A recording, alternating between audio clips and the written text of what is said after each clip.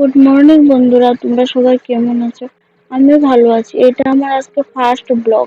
ভাবলাম আজকে একটা বাড়িতে এসে একটা ব্লগে করা যাক, কি কি আমি করি বাড়িতে থাকলে সেটাই তোমাদেরকে দেখানো যাক। তো আমি বিশেষ বাড়িতে বেশি থাকি না, বাড়িতে যদি থাকি তাহলে বৌদিকে একটু হেল্প করার চেষ্টা করি। তার জন্য আজকে বাড়িতে আছি, ভাবলাম বসে না থেকে বৌদিকে একটু হেল্প করে দিই।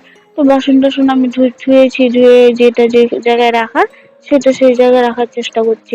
আমি তো ভাবলাম তোমাদের সাথে একটু শেয়ার করে নিই যে না, আমি বাড়িতে বসে থাকি না, আমি একটু একটু কাজকর্ম করি। তো এসব করতে করতে বৌদির সাথে একটু কথা বলছিলাম। বৌদি এদিকে জল টল নিচ্ছে, কি জানি করবে, ধোয়াধুয়ি করবে কাপড় চোপড়। তো জল টল নিচ্ছে ও, আমি কথা টথা বলছি একটু। এদিকে আমি বাসন টাসন গুলো ঠিকঠাক নিজের জায়গার মতো রেখে দিচ্ছি। তারপরে অনেক কাজ, আমাদের গ্রামের বাড়ি তো কাজের শেষ নেই। বৌদি বাড়িতে এসব একা একাই করে, মাও করে কিন্তু মা বাইরের দিকটা বেশি করে। বৌদি রান্না বান্না বাসনপত্র মাজা সব বৌদিই করে বেশি। তারপরে এই খাওয়ার, যেখানে খাওয়ার টেবিলটা সেটা মুছে দিলাম। একটু তেল তেল ভাব হয়ে থাকে তো মুছলে বেশ ভালো লাগে। তারপরে বৃষ্টিটা ছেড়েছে ওই জন্য একটু জল দিয়ে দিচ্ছি ফিল্টারে। আমাদের এখানে যা আয়রন, এই ফিল্টার যদি না করা হয় তাহলে জল খাওয়ার কোনো অবস্থাই থাকবে না, জল খাওয়াই যাবে না, এত গন্ধ জলের।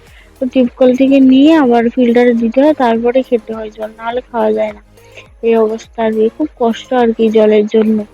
এসব করছি আর দেখছি যে মায়ের কাপড় চোপড় গুলো মা ছান টান করে এখানে রেখে দিয়েছে, এগুলো ধোয় নেয়। মার শরীরটা বেশ কদিন ধরে একটু খারাপ খারাপ, তো শুধু স্নান খাওয়াটা করছে আর রেস্ট দিচ্ছে। মাকে স্যালাইন দিয়েছে 2 দিন আগে, দুটো, তো ওর জন্য একটু রেস্টে আছে। তারপরে আমার শাড়ি কাপড়গুলো মেলে দিয়েছি, মেলে টেলে দিয়ে চলে আসলাম। এসে ভাবলাম পুজোটাও দিয়ে দিই। তারপরে এই যে ফুল দুপুরে তুলছি, তুলে এই পুজো দিচ্ছি, ঠাকুর ঘরটা মুছে নিলাম, মুছে এখানে পুজো দিচ্ছি। পুজো টুজো দিয়ে প্রণাম করে তারপরে বাইরের দিকে একটু চলে গেলাম। গিয়ে দেখছি বৌদি রান্না বান্না করছে। আর এই যে পিচ্ছিটা আর বোন উঠেছে একটু দেরি করে, উঠে ব্রাশ টাশ করছে, একটু কিছু খেয়ে ও বৌদিকে হেল্প করে দিচ্ছে। এদিকে বৌদি রান্না সেরে নিচ্ছে, দুপুর রান্না। আর আমি ভাবলাম একটু খিদে খিদে লেগে গেছে, তো কিছু একটু খেতে দাও, তো আমিও খেয়ে নিলাম একটু ভাত। এদিক দিয়ে না প্রচুর রৌদ্র উঠে গেছে, গরম। গরমের দিন না, একটু বৃষ্টি হতে না হতেই রৌদ্র যখন উঠে না, তখন থাকার আর কোনো অবস্থায় থাকে না, এত গরম। আর গরমে এখন তো আমাদের এখানে টেম্পারেচার 37, 38, 39 অব্দি হয়ে যাচ্ছে, এতটাই গরম। তো ওর জন্য একটু শরবত করে নিচ্ছি, শরবতটা করে একটু লেবুটা এরকম করে দিয়ে দিলে ভালো দেখা যায়, তার জন্য দিয়ে দিলাম। তারপর বোনকে খেতে দিলাম, ও খেয়ে রিভিউ দিচ্ছে খুব ভালো হয়েছে। তারপরে যার জন্য শরবতটা করা, সেটা হলো আমার বাবু। বাবু গিয়েছে মাঠে, এদিক দিয়ে উঠেছে প্রচন্ড রৌদ্র। তো ভাবলাম একটু শরবতটা নিয়ে যাই, খেয়ে খেয়ে হয়তো একটু ভালো লাগবে আর একটু জিরাবে, নাহলে তো জিরাবে না, কাজ করতে থাকবো। জল নিয়ে গেছিল, জলটা তো গরম হয়ে যায়, ওর জন্য ভাবলাম আরো শরবত করে নিয়ে যাই। তারপরে শরবত করে নিয়ে গিয়েছি, একটু দূরে মাঠটা বাড়ির থেকে অনেকটাই দূরে, তো ও তো যেতে হবেই।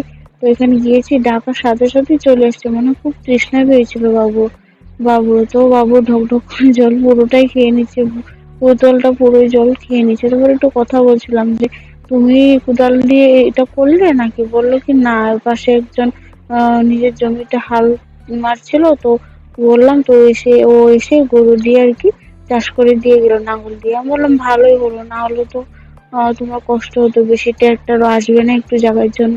তার জন্য কথাটা তো বলে বাবা বলছে চলে যাও, খুব রৌদ্র, এখানে থাকা যাবে না। তো মা বাবা এরকমই হয়, নিজের যত কষ্ট হোক না কেন ছেলে মেয়েদেরকে কখনো কষ্ট দিতে চায় না।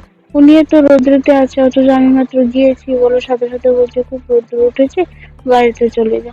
তো ঠিক আমি চলে আসলাম। তারপরে ভাবলাম আমাদের গরু আছে 4টা, তো ওরা খুব রৌদ্রতে আছে, খুব রৌদ্র, ওদের কষ্ট হচ্ছে, তো বাড়িতে নিয়ে জল টল দেওয়া যাক। দেখার সাথে সাথে হিরিম টিরিম শুরু হয়ে যায় ওদের।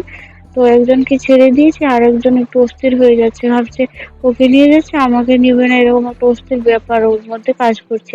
আরে আমি তো তোর কাছে যাবো, ওই টাইমটা তো লাগবে না, ও শুনবেই না।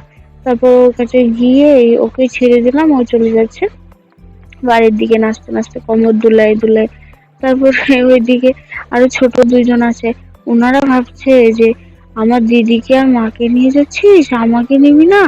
ও অস্থির, নাচানাচি শুরু হয়ে যায় আর কি। তো ওকে ছাড়ার সাথে সাথে ও কোমর দুলাই দুলে চলে গেল ও জল খেতে। আর এদিকে আরেকজন পিচ্ছি আছে, উনি তো একদম মানে ব্যাকুল হয়ে আছে, ওনাকে ছাড়ার সাথে সাথে উনি শুধু এদিক সেদিকে মুখ দেয়। তো ওনাকে ছেড়ে দিয়েছি সবাইকে। ওদের স্বভাবটা একটু মানে ছটপটে, এদিক সেদিক করার জন্য